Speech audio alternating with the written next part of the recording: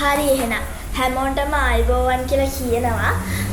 ඔන්න දැන් මම grade 9 geography lesson එක ගෙනාවා.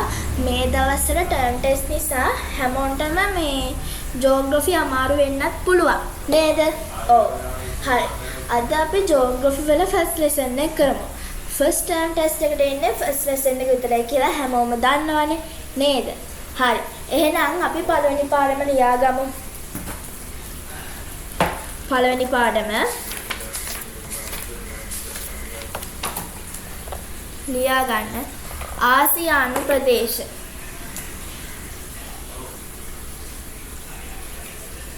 ආසියානු ප්‍රදේශ.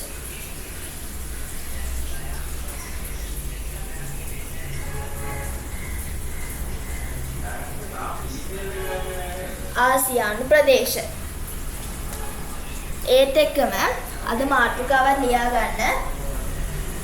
2025 4:28.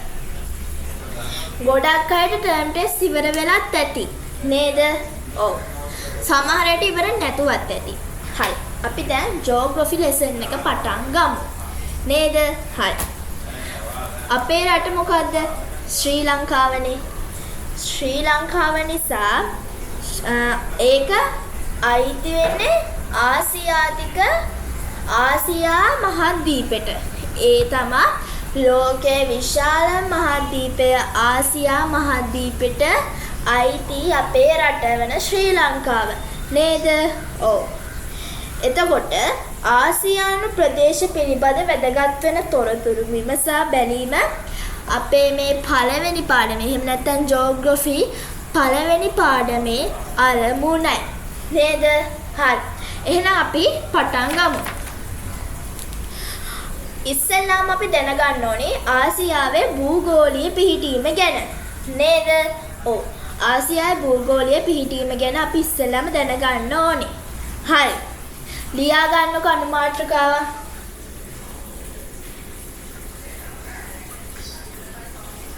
ආසියාවේ භූගෝලීය පිහිටීම.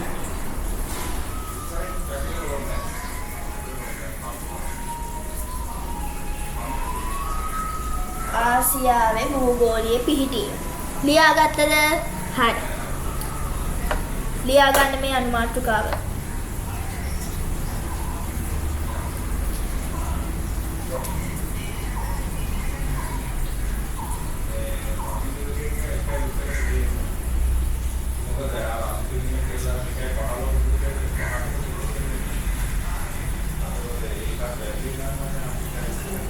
හරිද?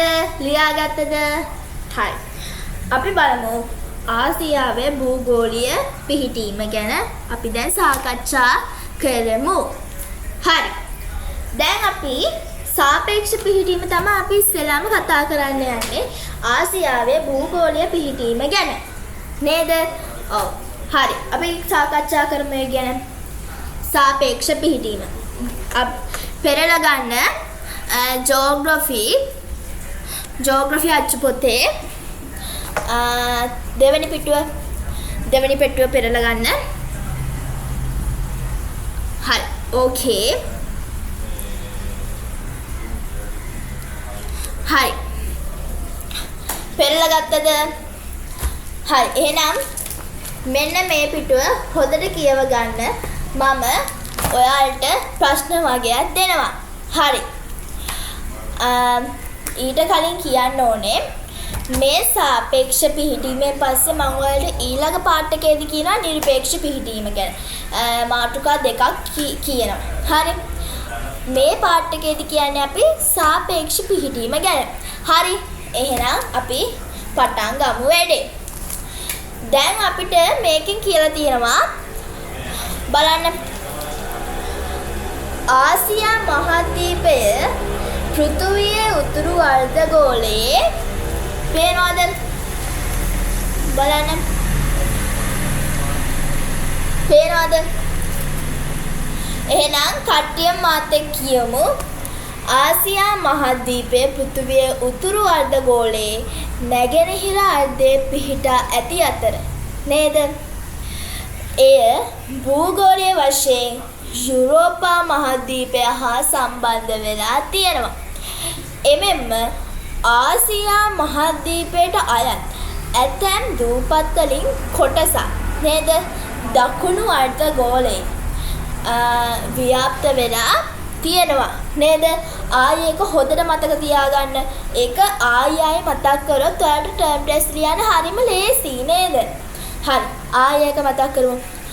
ආසියා මහද්වීපයේ ආසියා මහද්වීපයේ පෘථුවියේ උතුරු අර්ධගෝලය නේද? ඒ කියන්නේ උතුරු අර්ධගෝලය කියන්නේ දැන් මෙහෙම ගත්තොත් දැන් මේක පෘථිවිය කියලා හිතන්නකෝ. මේ පෘථිවියේ උතුරු අර්ධගෝලය ගත්තොත් මේකට තමයි උතුරු අර්ධගෝලය කියන්නේ.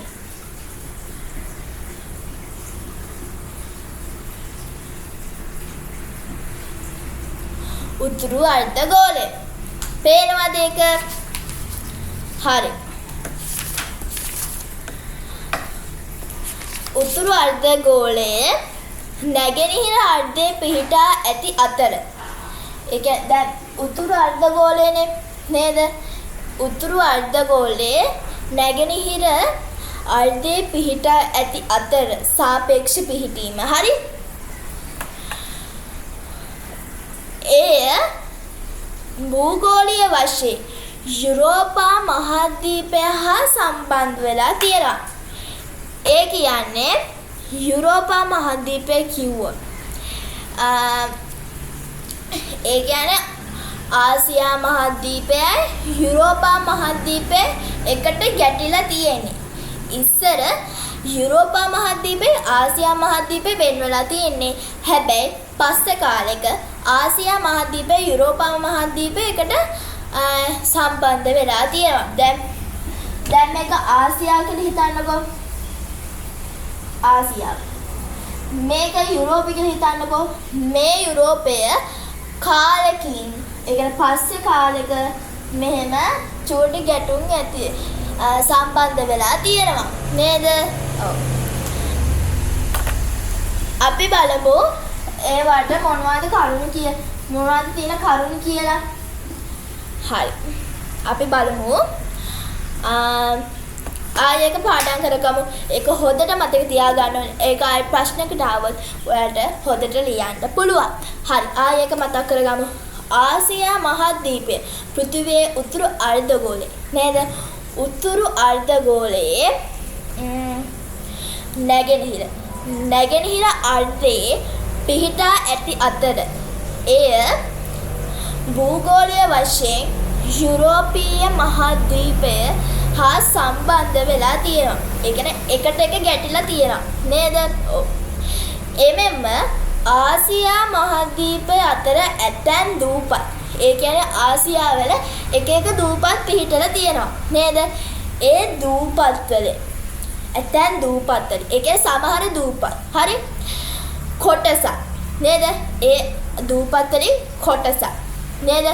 දකුණු අර්ධගෝලයේ ව්‍යාප්ත වෙලා තියෙනවා. තනින් තන ව්‍යාප්ත වෙලා තියෙනවා. දකුණු අර්ධගෝලය කිව්වහම පෘථුවියේ මෙන්න මේ පැත්ත නේද? දැන් මෙහෙම ආසියාවනේ.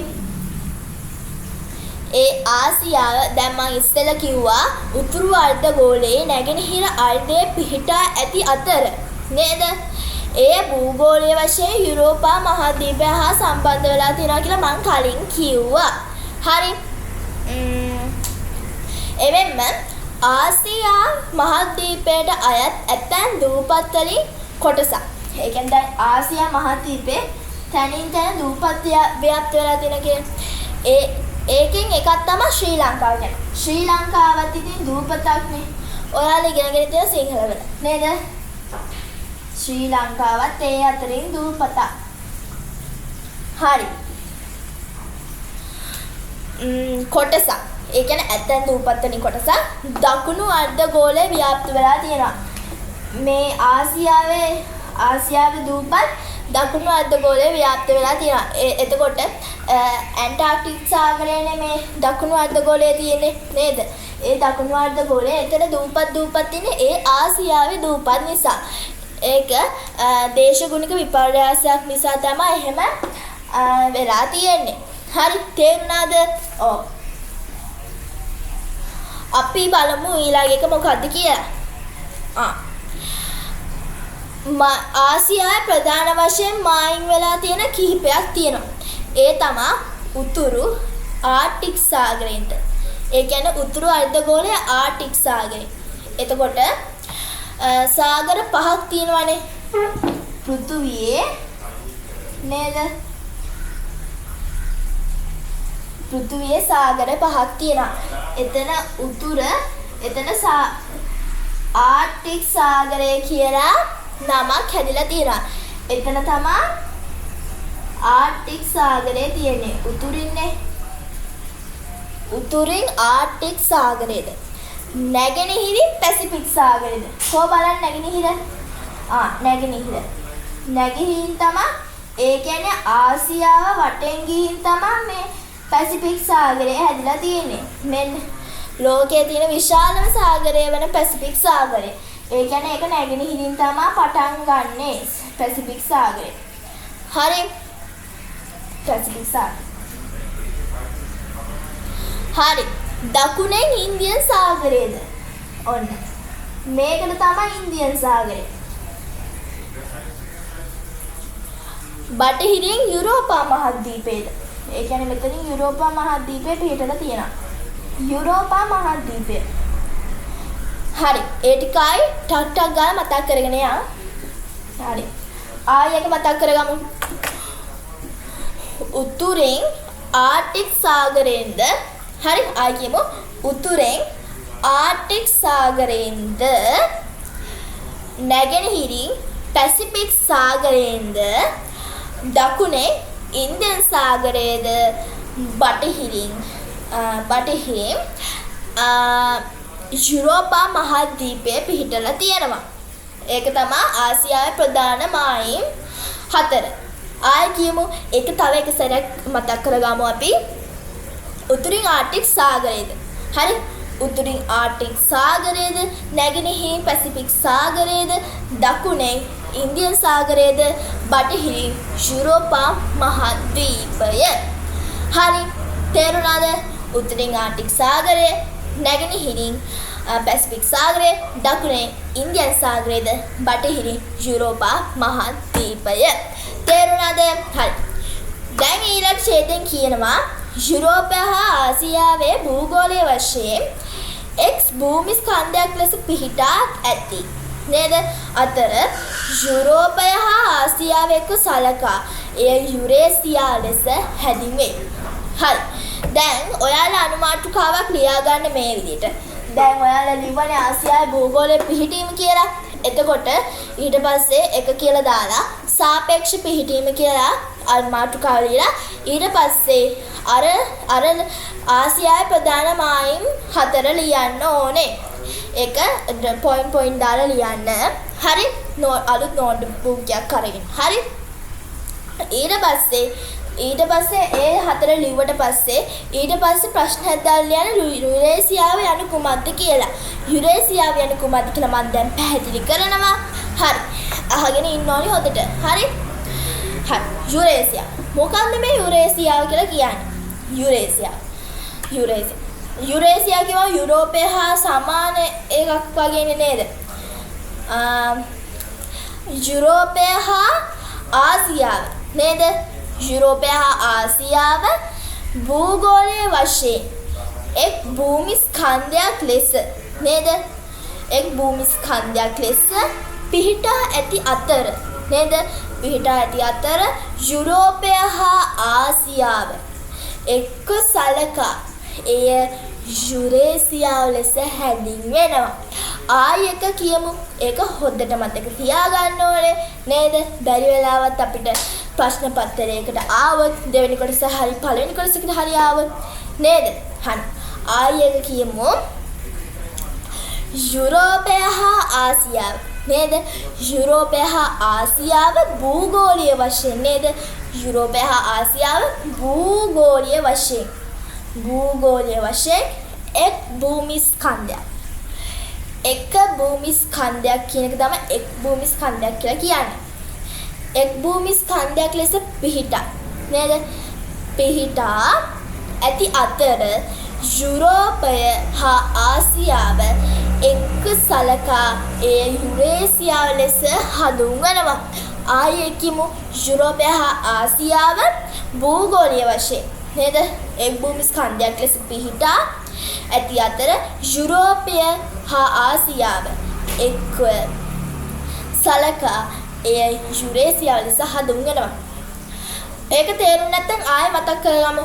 යුරෝපය හා ආසියාව භූගෝලීය වශයෙන් නේද? භූගෝලීය වශයෙන් එක් භූමිස්කන්ධයක් පිහිටා ඇති අතර යුරෝපය හා ආසියාව එක්ව සලකා එය යුරේසියාව ලෙස හඳුන්වනවා. තව එක සැරයක් කියමු. 1 2 3 යුරෝපය හා ආසියාව නේද? යුරෝපය හා ආසියාව භූගෝලීය වශයෙන් එක් භූමිස්කන්ධයක් ලෙස පිහිටා ඇති අතර යුරෝපය හා ආසියාව එක්ව සලකා එය යුරේසියාව ලෙස හඳුන්වනවා. යුරෝපය හා ආසියාව භූගෝලීය වශයෙන් නේද? භූගෝලීය වශයෙන් එක් භූමිස්කන්ධයක් ලෙස පිහිටා ඇති අතර යුරෝපය හා ආසියාව එක්ව සලකා එය යුරේසියාව ලෙස හඳුන්වනවා. තේරුණාද? ඒක හොඳට මතක යන්නද කියලා මං හිතනවා. ඒක මතකෙන් ලියන්න ඕනේ. යුරේසියාව යන කුමක්ද කියලා ප්‍රශ්නයක් දාලා ඒකට උත්තරයක් ලියන්න ඕනේ. මං හොඳට පාඩම් කරපු උත්තරේ ඒකට ලියන්න ඕනේ. හරි. දැන් කියන යූරල් කඩුවැටිය, යූරල් ගග, කැස්පියන් මුහුද, කොකේසස් මුහුද, කළු මුහුද, මධ්‍යධරණි මුහුද, සුවසල හා රතු මුහුද ආසියාව යුරෝපයෙන් හා අප්‍රිකාවෙන් වෙන්වන මායිම් වෙනවා. මොනවද අප්‍රිකාවෙන් වෙන්වන මායිම්? යුරෝපයෙන් හා අප්‍රිකාවෙන් වෙන්වන මායිම් මොනවද? එතකොට උපරිමයේ 2ක් හරි 3ක් හරි ටර්ම් ප්ලේස් එකට නැත්නම් 4ක් හෝ 5ක් හරි ඒ ටික හොඳට පාඩම් කරගත්තොත් ලියන්න පුළුවන්. හරි. අපි ඒ ටික ටක් ගාලා කියමු. යූරල් කඩුවැටිය, යූරල් ගබ, කැස්පියන් මුහුද, කොකේසස් මුහුද, කොකේසස් කළු මුහුද, රතු මුහුද, සුවසල, මධ්‍යධරණි මුහුද. ආයෙක හොඳට මතක තියාගන්න. ඒ කැමති එකක් ලියන්න පුළුවන්. ඒ දේවල් අතරින් මායිම්. ඒව තමයි යුරෝපය හා අප්‍රිකාවෙන් වෙන්වන මායිම්. හරි. ඕකේ. ආයෙ මතක් කරගෙන යන්න. 1 2 3 යූරල් කඩුවැටිය, යූරල් ගග. හරි. යූරල් කඩුවැටිය, යූරල් ගග, කැස්පියන් මුහුද, කොකේසස් කඩු, කළු මුහුද, සුවසල, මධ්‍යධරණි මුහුද, රතු මුහුද. ඒව තමයි ආසියාව යුරෝපයෙන් හා අප්‍රිකාවෙන් වෙන්වෙන මායිම්. තේරුණාද? ඒ ටිකත් ලියා ගන්න ඕනේ. පොයින්ට් දාලා. හරි. තේරුණාද? ඒ ටික පස්සේ ලියා ගන්න. දැන් ඊට කලින් අහගන්න. හරි. ඊළඟ එකේ තියෙනවා ආසියා මහද්වීපයට අයත් දූපත් රාශියක් තියෙනවා. ඔයාලා ඒව අහලත් ඇති, අහලා නැතුවත් ඇති. අපි ඒව එකින් එකට කියාගෙන යමු. හරි? ඔන්න එකක් තමයි ජපාන් දූපත. ජපාන් දූපත පිහිටලා තියෙන ජපානනේ. ජපාන් කියලා කොහොමද දන්නවනේ. ජපාන් දූපත් කියලා එහෙම තියෙනවනේ ඉතින්. ඉන්දුනීසියානු දූපත්, පිලිපීන දූපත්, ශ්‍රී ලංකාව, තායිවාන. ඒව මතක තියාගන්න ලේසියිනේ. ආයෙ කියන්න යන්න. ජපාන් දූපත්, ඉන්දුනීසියානු දූපත්, ශ්‍රී ලංකාව, තායිවාන. ඒ රටවල් සියල්ලම දූපතක් නේද? මායිම් වෙච්ච දූපත්. හරි. ආසියා මහද්වීපයට දූපත්. හරි. ඒ ටික මතක වෙන්නේ නැති කියලා හිතනවා. හරි. එම දූපත් අතර ප්‍රමාණයෙන් විශාල දූපත් වලට උදාහරණ වේ. නේද? දූපත් රාශියක් තියෙනනේ. ඒ මං කියපු ටික හරි ටීචර් කියපේවා ටික ඒ දූපත් අතරින් ප්‍රමාණය විශාල දූපත් වලට උදාහරණ තමයි මං කිව්වේ. හරි. අන්දමන් නිකෝබාර් සහ මාලදිවයින් ප්‍රමාණයෙන් කුඩා දූපත් වෙනවා ඒවා. නේද?